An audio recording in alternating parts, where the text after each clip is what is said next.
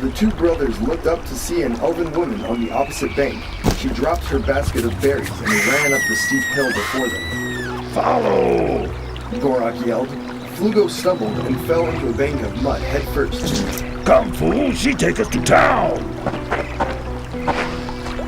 Gorok had already leapt across the small river by the time Flugo managed to pull himself up. Flugo hesitated, then jumped across the water, barely clearing it. He caught up to Gorok, and the two continued to the forest's edge.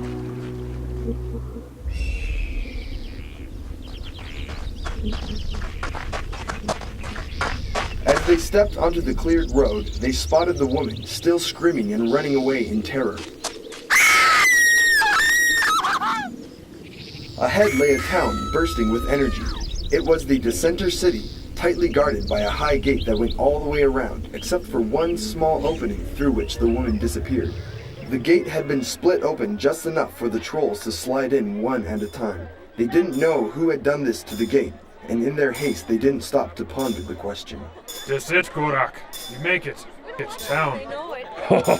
Time for hats! He drew out a fancy hat with a long yellow plume from his animal skin knapsack. His brother did the same, his plume a flattering blue. They did this to impress the townswomen, hoping that many of them would be happy to wed trolls with such good taste. In fact, the hat looks quite out of place on those green gnarled heads, not unlike how a dress would look upon the body of a knight.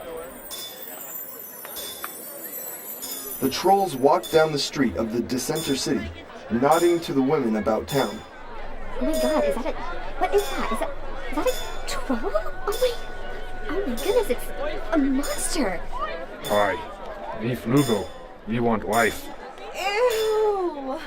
The people only recoiled and walked away whispering about the stench. Shutters on the shop windows closed as the brothers walked by. Idiot. Come, we go there. Gorok pointed to a building to the right. Its sign read, Dragon's Tooth Inn. We find wife, dear? Maybe if you quiet. Gorok replied as he pushed open the door.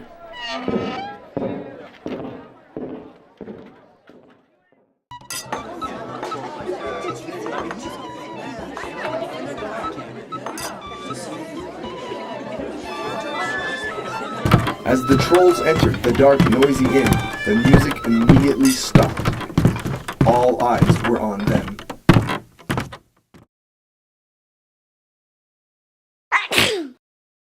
They strolled casually over to the bar. Me want ale. The barmaid, her nose wrinkling from the stink, reluctantly got a mug of ale and slid it to the giant.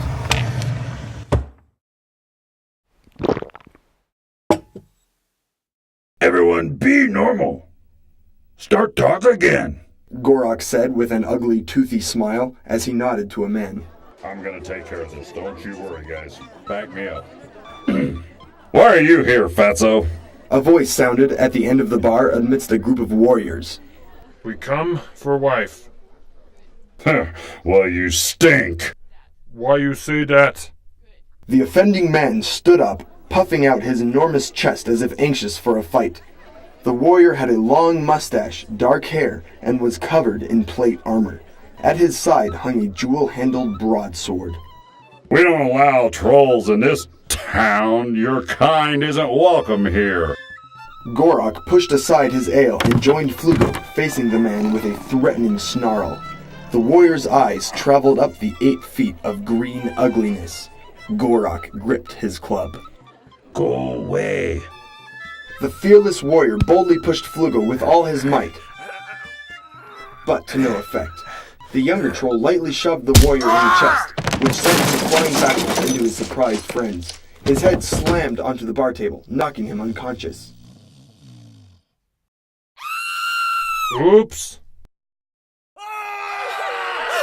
The other warriors looked at their slumbering companion. The men promptly rose from their seats and drew their swords. Gorok pushed Flugo away protectively and brought up his club. Stay back.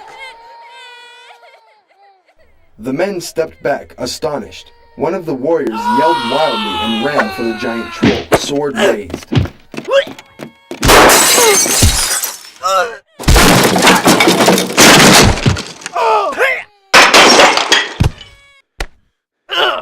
A woman came running out from the back room. Seeing the wreckage, she let out a cry of shock. She looked at the fighting troll and warriors. What in the name of druids are you doing? Flugo's soupy eyes fell upon her loveliness. She had long black hair and was very beautiful. He was Stay away, you unclean beast! Gorok, it's her. Wife. He picked her up and slung her over his shoulder. Flugo ran out of the bar with the woman screaming. Gorok glanced over to the doorway and slammed the warrior's head into the wall. He finally made it to the exit and then ran after Flugo in hopes of reaching the forest. He has the innkeeper's daughter! Arlen! Another warrior exclaimed. He was dressed in scale armor from head to toe, and locks of blonde curls hung above his ears. He picked up his battle axe and got to his feet. I need a rescue party, fast! He ordered to the others, wiping the blood from his nose. Arlen was his wife-to-be, and nothing would stop them from being together. He ordered in desperation. He would find her. He was Tyrion, the greatest warrior of the city.